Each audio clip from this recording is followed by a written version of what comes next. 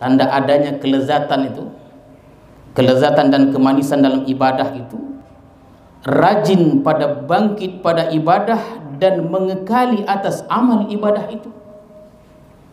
Jadi kalau kita sembahyang dan merasakan kenikmatan dalam sembahyang, maka itu satu tanda diterimanya amal ibadah kita oleh Allah Subhanahu wa taala. Jadi hadirin dan hadirat sekalian, tanda nikmatnya ibadah itu yang pertama rajin. Ya. Yang kedua mengekali ibadah. Begitulah tandanya, itu dia, rajin dan mengekali ibadah. Sekiranya ada orang yang melambat-lambatkan salat, itu satu bukti sebaliknya tiada nikmat baginya dalam ibadah-ibadahnya.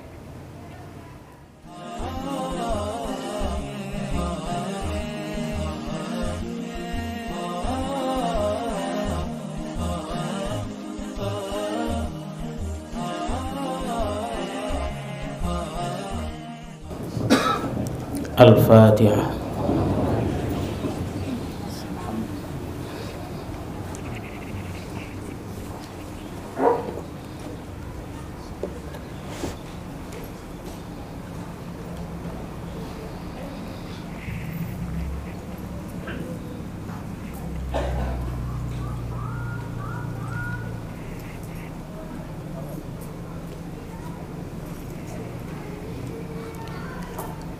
Bismillahirrahmanirrahim. Assalamualaikum warahmatullahi wabarakatuh.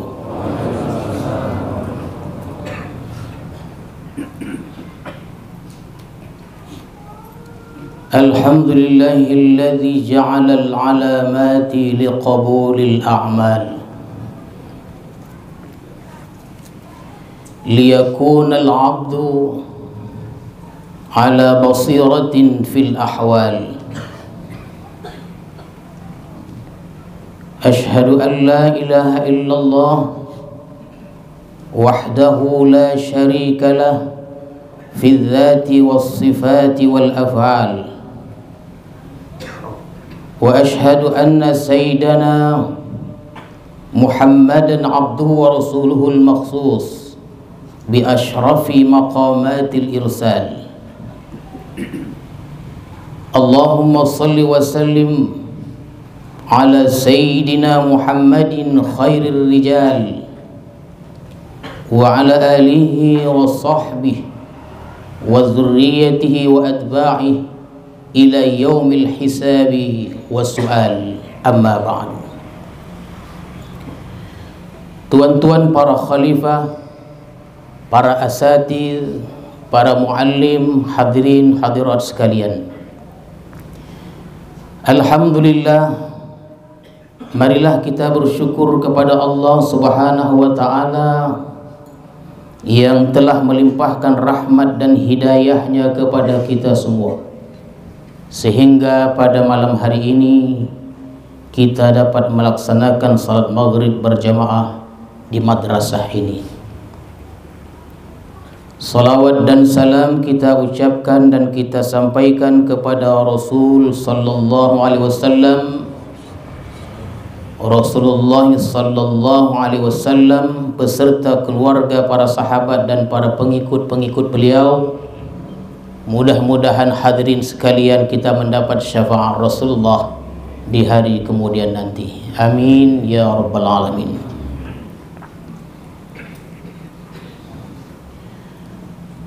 Al-hikmatus sab'un minal hikamil ata'iyah.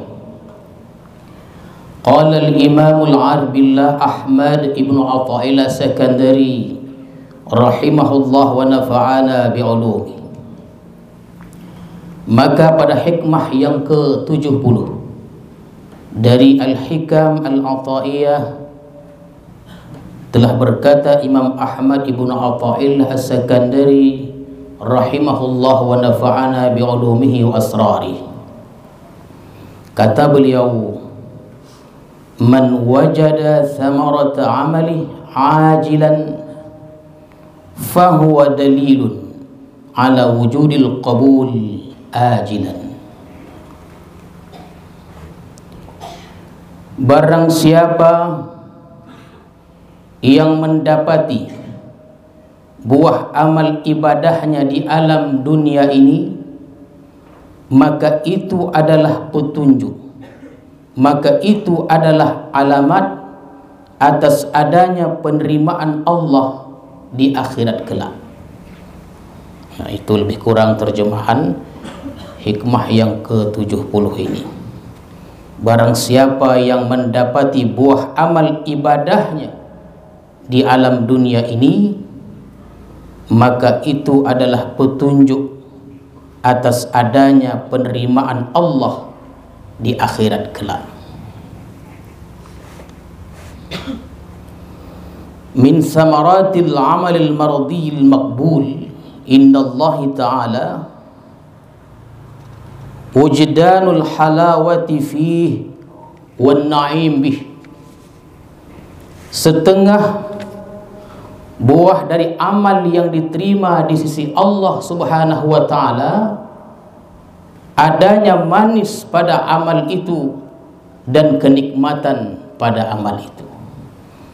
Jadi hadirin dan hadirat sekalian, apabila kita dalam beribadah merasakan kenikmatan, merasakan kelezatan ibadah, ya, dalam kita beribadah itu kita merasakan kenikmatan dan kelezatan rohani, itu tanda diterimanya amal ibadah kita oleh Allah Subhanahu wa ta'ala. Fawujudul halawah wan na'im indal amali dalilun ala qabulihi indallah wal jazaa fil akhirah. Adanya kemanisan dan adanya kenikmatan ketika beribadah, maka itu dalil atas diterimanya amal ibadah itu di sisi Allah Subhanahu wa ta'ala dan ada balasan di akhirat kelak. Wa dalilu wujudi hadhil halawah an-nashatu fin nuhud ilaih wal mudawamatu ilaih. Dan dalil adanya kelezatan ibadah, dalil, ya, tanda adanya kelezatan itu, kelezatan dan kemanisan dalam ibadah itu, rajin pada bangkit pada ibadah dan mengekali atas amal ibadah itu. Jadi kalau kita sembahyang dan merasakan kenikmatan dalam sembahyang, maka itu satu tanda diterimanya amal ibadah kita oleh Allah Subhanahu wa ta'ala. Jadi hadirin dan hadirat sekalian, tanda nikmatnya ibadah itu yang pertama rajin. Nah, ya. Yang kedua mengekali ibadah. Nah, gitu dah tandanya itu dia. Rajin dan mengekal ibadah. Sekiranya ada orang yang melambat-lambatkan salat, itu satu bukti sebaliknya tiada nikmat baginya dalam ibadah-ibadahnya. Jadi apabila ibadah itu menjadi beban dan dia terpaksa, maka itu tanda tidak diterimanya di sisi Allah Subhanahu wa ta'ala. Dan kita mesti tahu bahwa kenikmatan ibadah itu sifatnya rohani, bukan jasmani. Di dalam diri manusia ada jasmani dan ada rohani, dan masing-masing di antara keduanya itu tersebut menyatu dalam diri kita ini, hadirin dan hadirat sekalian.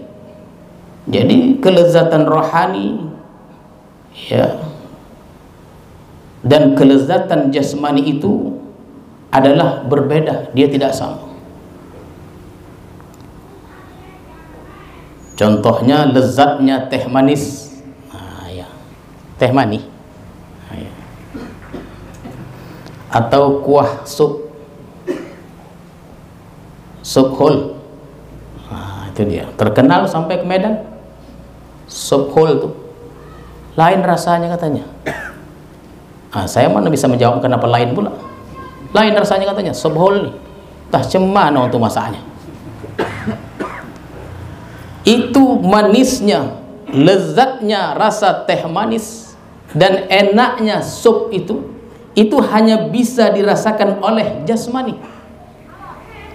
Sedangkan lezatnya berzikir, manisnya berselawat dan lain-lainnya hanya bisa dirasakan oleh rohani kita, bukan jasmani, rohani.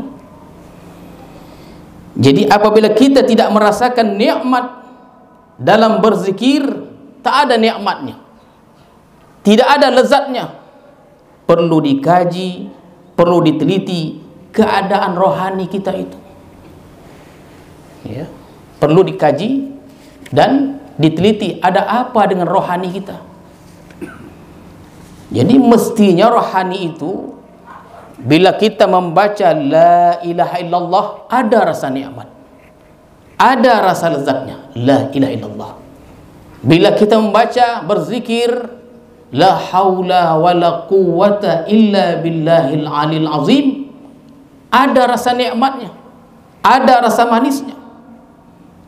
Jadi oleh karena itu sepatutnya begitu. Kalau tidak, periksalah diri kita. Pasti ada sesuatu dalam diri kita sehingga dalam ibadah kita tidak menemukan kelezatan itu. Ditengok, dikaji, harus itu. Jangan tidak. Ada sebab-sebab sesuatu sehingga rohani kita tidak nikmat dengan zikir yang kita zikirkan itu, hadirin dan hadirat sekalian. Ya, tadi kita sudah contohkan teh manis. Itu namanya teh manis. Ketika dibuat teh manis, sekian orang ketika minum teh manis rasanya manis. Tetapi ketika kita minum teh manis itu kenapa pahit? Dia tidak manis. Kita tanya, orang yang minum teh manis, manis, manis. Tetapi ketika kita minum itu pahit rasanya. Ini kan rasa jasmani. Tinjau punya tinjau, kaji punya kaji, sakit malaria punya, domam. Itu pergi ke bidadari. Ya, pampeknya bidadari. Jadi gula yang mestinya manis dia menjadi pahit. Baiklah. Risau dia orang sekarang nih kalau sakit jasmani, risau bukan tanggung. Segera pergi ke rumah sakit. Itu kalau kita sakit kurang harta, kita pernah sebutkan itu musibah kecil. Yang besar itu kalau kita dijauhkan dari hadratillahi subhanahu wa ta'ala. Itu yang besar itu. Sakit apa saja kita yang bersifat jasmani dan seperti kurangnya harta dan lain-lainnya, itu perkara kecil. Yang besar itu apabila kita dijauhkan dari hadrah Allah subhanahu wa ta'ala. Jadi kalau demikian halnya hadirin sekalian, ya, yang manis menjadi pahit tadi, ini pertanda jasmani kita ada gangguan, jasmani kita tidak sehat, sehingga yang mestinya nikmat jadi pahit. Dan ini banyak dokter-dokter yang bisa merawatnya. Kalau di luar sana banyak, di Tanjung Pura pun ada, ya, hospital atau rumah sakit. Di Islam ini ada juga rumah sakit yang tidak kalah hebatnya, suluk, namanya rumah sakit rohani. Itu suluk itu rumah sakit rohani. Yang sakit itu berkaitan dengan rohani. Jangan domam masuk suluk. Bukan tompeknya itu. Domam mau suluk. Susah nanti Khalifah Malik nanti. Molonya. Jadi hadirin sekalian, ingin saya jelaskan sedikit tentang suluk ini. Memang kita perlu jelaskan.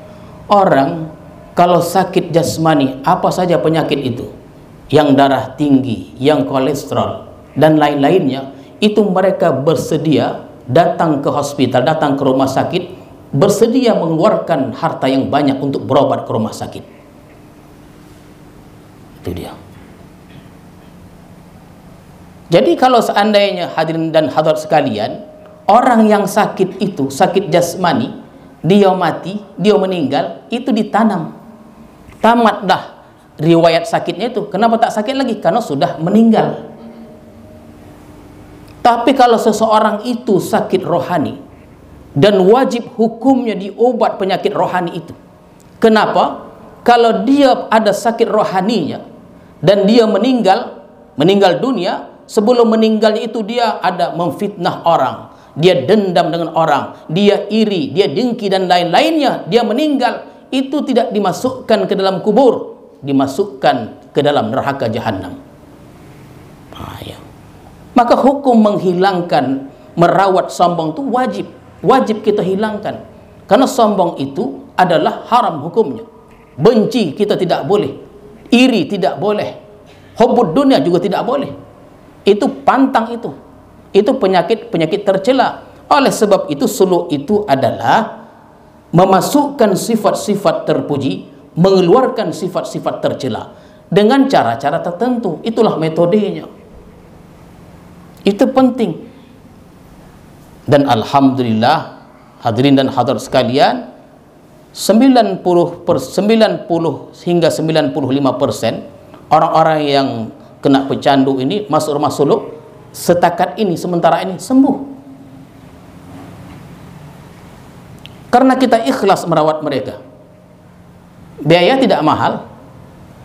Di rumah suluk jantan 10 hari sampai 100.000 aja nya. Ada di Medan sampai 100.000 10 hari. Kiamat kalau ada. Tak ada.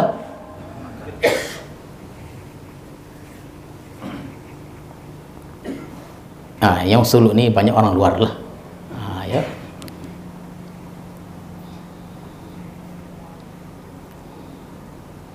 Jadi kalau sakit jasmani itu ada dokter-dokter yang merawatnya. Maka rohani pun demikian. Mestinya ibadah itu nikmat, tapi sebaliknya. Ini artinya rohani itu ada gangguan, ada penyakit yang mesti dicari dan dirawat, diobat. Mesti, jangan anggap remeh, anggap enteng. Sujud dalam solat itu puncak kenikmatan dalam ibadah. Sujud itu, karena dalam sujud itu keadaan kita sangat dekat dengan Allah Subhanahu wa ta'ala. Tetapi kenapa sujud itu tidak nikmat? Rasanya biasa-biasa aja sujud ini. Padahal bahkan dia menghayal dalam sujud-sujudnya itu. Jadi artinya kalau begitu dia tidak mendapatkan rasa nikmat dan manis dalam sujudnya, maka rohani itu berpenyakit. Hadirin dan hadirat sekalian, sudah 50 tahun dah begini. Ditanya dia, sudah 50 tahun dah Tuhan saya begini, katanya. Ini sudah kronis nih, sudah kronis. Sudah 30 tahun dibiarkan. Jangan. Mesti ada usaha kita dalam meningkatkan kualitas ibadah kita kepada Allah Subhanahu wa ta'ala. Taklah elok ibadah di zaman kita SD sama dengan ibadah kita di zaman kita sekarang, sama kualitasnya. Jangan begitu. Mesti ada peningkatan. Malu kita kepada Allah Subhanahu wa ta'ala. Ibadah yang tidak membawa nikmat, artinya rohani itu berpenyakit. Apa penyakit-penyakit yang membawa kepada hilangnya rasa nikmat itu? Apa penyakitnya?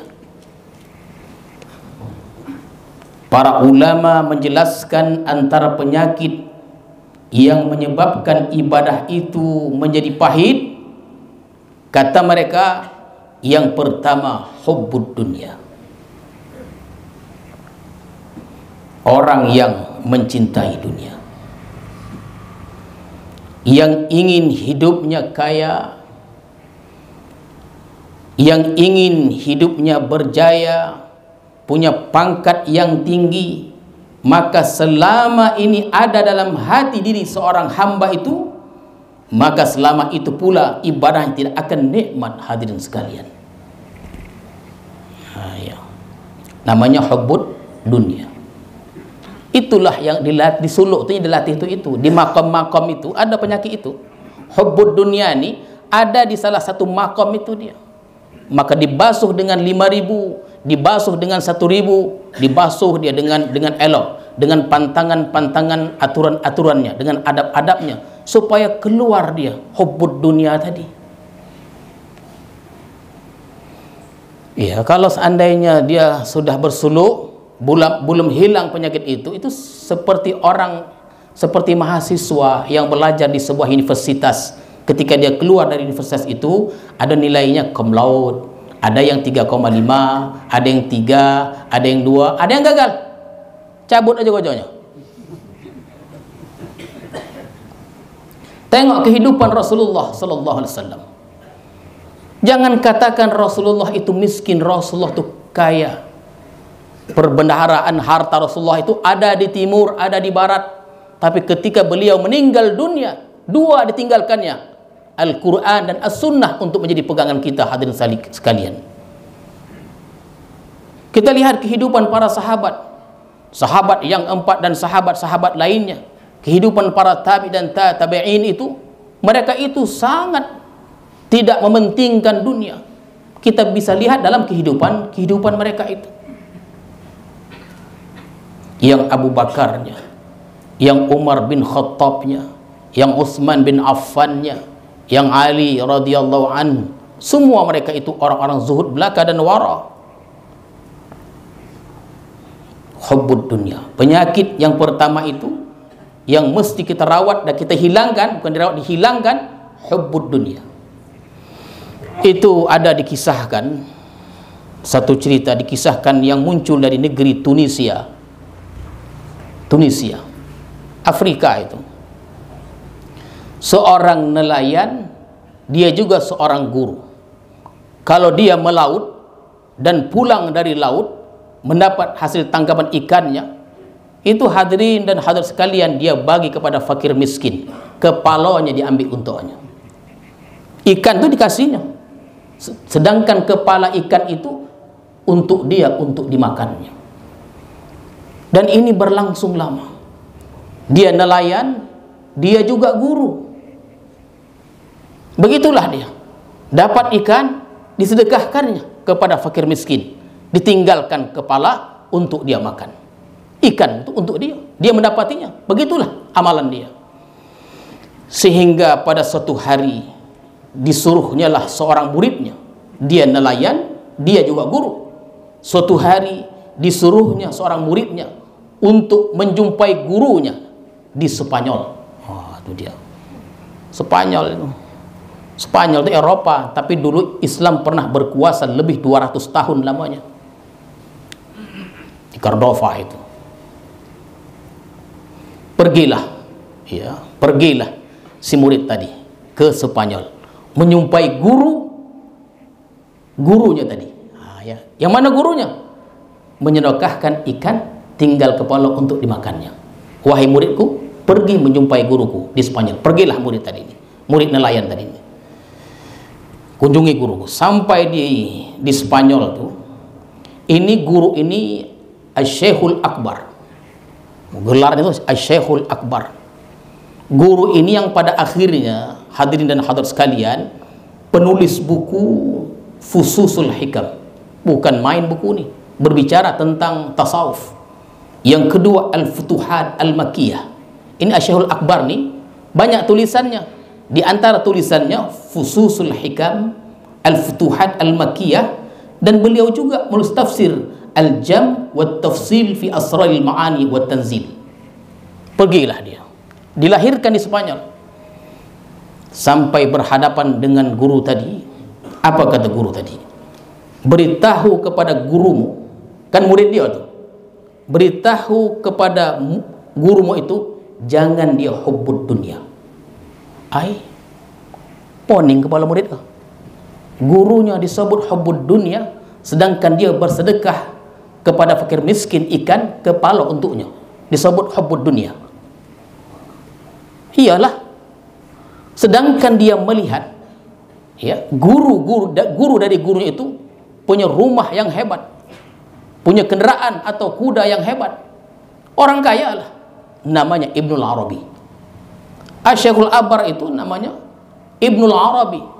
Ibnu Arabi itu dilahirkan ketika wafatnya Syekh Abdul Qadir Jailani, sehingga ada pandangan yang mengatakan itulah pengganti Syekh Abdul Qadir Jailani. Meninggal seorang syekh besar, ada penggantinya, Ibnu Arabi. Inilah ceritanya. Pergilah dia balik ke Tunisia, menceritakan apa pesannya.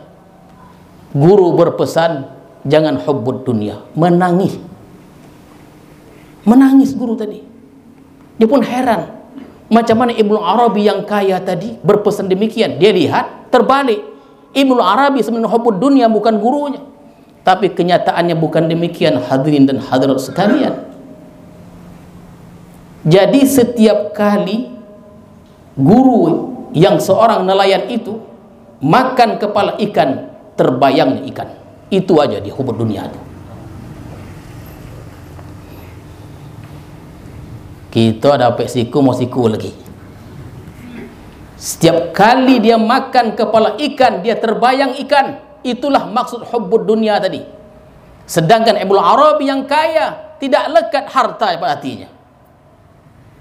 Oleh sebab itu, zuhud itu tidak ada kaitan dengan harta. Yang kaya itu, ya, yang kaya belum tentu hubbud dunia, yang sederhana belum tentu zuhud.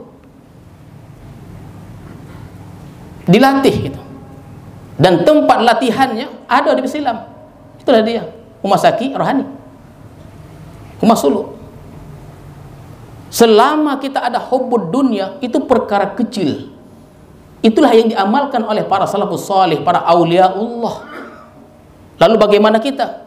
Selama kita ingin ini, ingin itu berkait dengan dunia, maka selama itu pula kita dijauhkan dari nikmat dan manisnya ibadah kepada Allah Subhanahu wa taala. Ya, tinjau-tinjaulah. Ya, tinjau-tinjaulah. Itu yang pertama, hubbud dunia, cinta kepada dunia. Yang lebih mudahnya selalu kita sebutkan macam mana mengukur lebih mudah kita tuh hubbud dunia. Dikasih kita 100, memberi kita 100. Mana yang paling kita goma? Dikasih 100.000 atau mengasih 100.000? Kalau kita lebih suka diberi 100.000, bertandalah orang itu suka akan dunia. Itulah dia.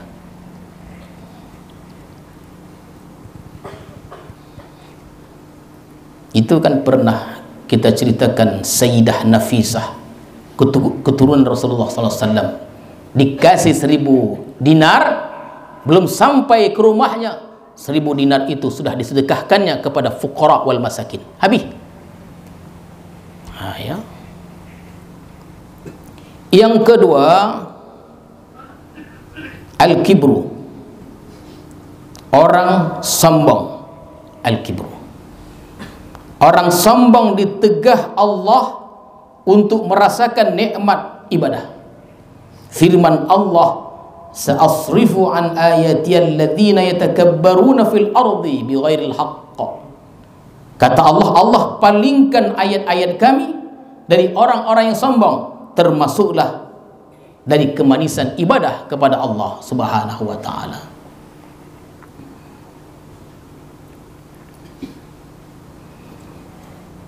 Yang ketiga, wal ujubu.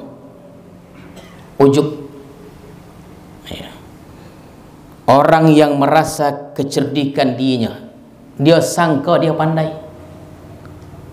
Tuan-tuan dan kita semua yang datang ke madrasah ini, jangan kita menyangka karena hebatnya kita muncul ujub nanti.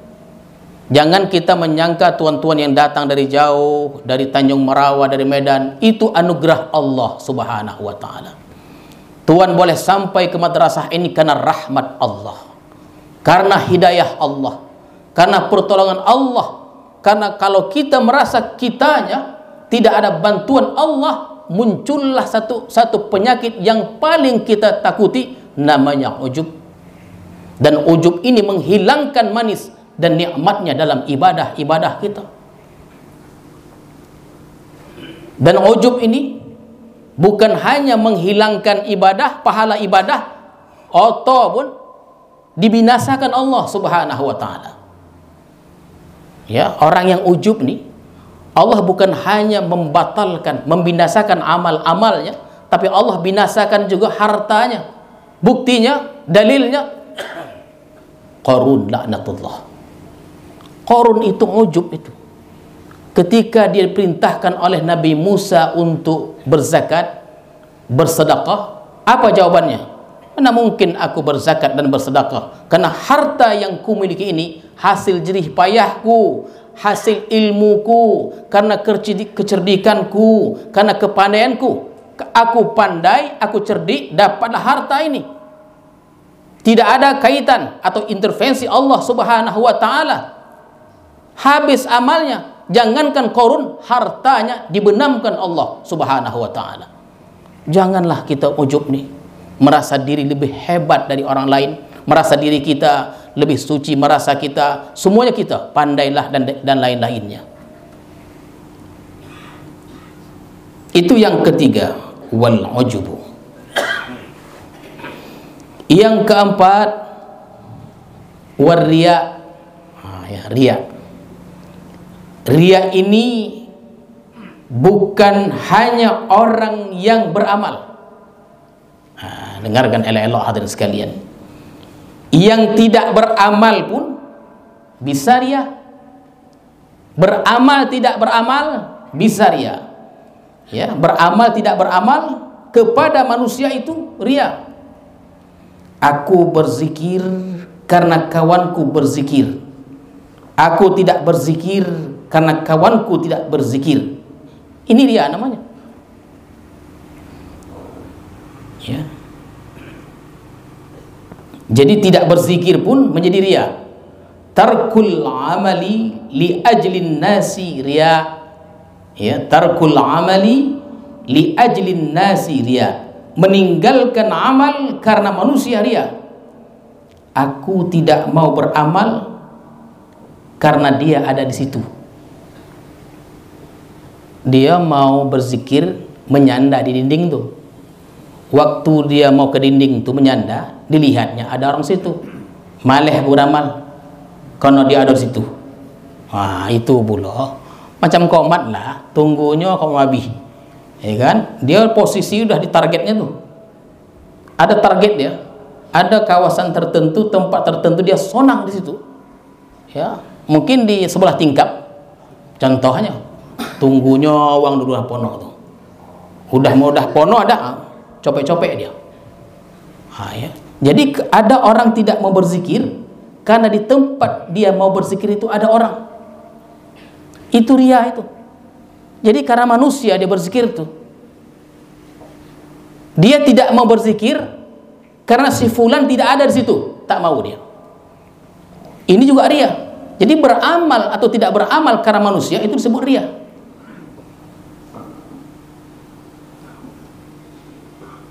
Bila ada riya pada diri seorang hamba itu, hadirin dan hadirat sekalian, dia tidak akan dapatkan manisnya ibadah. Yang tadi itu dia tidak akan dapatkan kemanisan ibadah itu. Yang kelima adalah wal hiqdu. Hiqdu itu artinya dendam. Di dalam hati kita ada menyimpan kebencian dengan hamba Allah Subhanahu wa taala. Apalagi 2 orang, apalagi 3 orang, jelas orang ini tidak akan dapat manisnya ibadah. Ini dia. Al-hiq artinya dendam, tak boleh. Dan hukumnya haram. Jangan kita menyimpan penyakit itu. Ya. Kalau kita menyimpan penyakit itu, jauh kita mendapatkan rasa manis, lezat dalam ibadah-ibadah kita. Yang keenam, wa aklul haram. Ya, makan haram. Ya, makan haram. Apabila kita ingin merasakan nikmatnya ibadah, periksalah diri kita. Adakah penyakit-penyakit tadi? Yang tadi kan sudah kita sebutkan, hadirin dan hadirat sekalian. Jadi termasuk akul haram, wa akul haram, makan haram.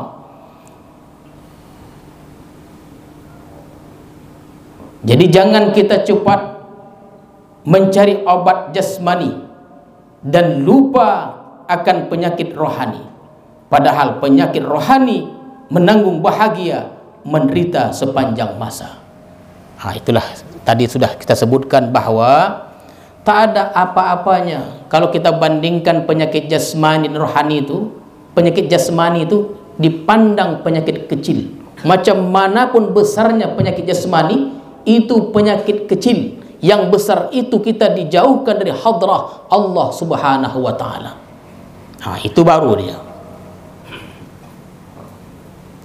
Qala Abu Sulaiman Darani, kullu amalin laysa lahu thawabun fid dunya laysa lahu jazaa'un fil akhirah fawujudul halawah alamatun ala thawab wal qabul liwujud ridha wal jaza'. Tiap-tiap amal ibadah tidak ada baginya pahala dalam dunia ini, tidak ada baginya balasan di akhirat. Ya, begitu dia. Amal yang tidak ada pahala di akhirat tidak ada balasannya. Maka adanya kenikmatan ibadah itu tanda pahala diterima oleh Allah Subhanahu wa ta'ala, yang dituntut bagi adanya ridha Allah, balasan Allah di akhirat kelak. Hadirin sekalian, samaratul amali kal halawah wan na'im bihi laysat jazaa'ah li'anna al jazaa' muddakhalun wa muajjalun fil akhirah wa innama samarah muzhiratun li salahil amal wa qabulihi inda Allah ta'ala. Buat amal ibadah, ya, buah amal ibadah seperti nikmat, nyaman, ini bukan balasan ibadah. Dengarkan hadirin sekalian, saya ulang, buah amal ibadah seperti nikmat, nyaman dalam ibadah, ini bukan balasan ibadah. Karena balasan ibadah itu disimpan untuk akhirat. Masih ingat apa hikmah yang sebelumnya? Karena dunia ini tak tolok, tak sanggup dia membalas orang-orang yang ada pahalanya. Dunia ini tidak muat, tak sanggup dunia ini. Jadi pahala itu bukan di dunia, pahala itu di akhirat. Jadi buah amal ibadah seperti nikmat, nyaman, itu bukan balasan ibadah, karena balasan ibadah itu disimpan di akhirat. Ini hanya buah ibadah. Ya, hanya buah itu menunjukkan bagi bagusnya amal, diterimanya amal di sisi Allah Subhanahu wa ta'ala. Ya. Contoh, berdoa, meminta kepada Allah Subhanahu wa ta'ala. Ya, kita berdoa, meminta kepada Allah, lalu dikabulkan Allah Subhanahu wa ta'ala. Kabul doa kita tadi itu. Ini kabul ini bukan balasan doa. Hadirin sekalian, dikabulnya doa itu bukan balasan doa. Ini buahnya doa, dan balasannya di akhirat. Balasan doa itu di akhirat, bukan di dunia. Itu buahnya. Ada orang baca surah Waqiah, lalu hidupnya sukses, dia menjadi kaya. Ini bukan balasan, ya, ini bukan balasan. Jadi surah Waqiah itu, tapi buahnya surah Waqiah, balasan baca Al-Waqiah itu ada di akhirat. Jadi buah itu hanya menunjukkan bahwa amal tadi bagus dan diterima oleh Allah Subhanahu wa ta'ala. Jadi Allah suruh kita ibadah, maka ini ada buahnya, dan buah itu bukan balasan. Ya, buah itu bukan balasan. Ya, jadi mungkin ini sajalah hadirin dan hadirat sekalian. Ya, jadi bila kita baca salawat, kita berwirid, berzikir, dan rezeki kita bertambah dengan kita baca salawat dan berzikir, hidup kita nyaman. Ini adalah buah dari amal-amal tadi. Balasannya di akhirat kelak. Semoga amal kita diterima oleh Allah Subhanahu wa ta'ala. A'udzu billahi minasy syaithanir rajim. Bismillahirrahmanirrahim. Alhamdulillahirabbil alamin. Wassalatu wassalamu ala asyrafil mursalin wa ala alihi wa sahbihi ajma'in. Allahumma zidna ilma warzuqna fahma walhiqna bis salihin. Allahumma ij'al jam'ana hadza jam'an marhuma wa tafarruqana min ba'di tafarruqan ma'suma. wa sallallahu ala sayyidina Muhammadin wa ala alihi wa sahbihi ajma'in. Walhamdulillahi rabbil alamin. Assalamualaikum warahmatullahi wabarakatuh.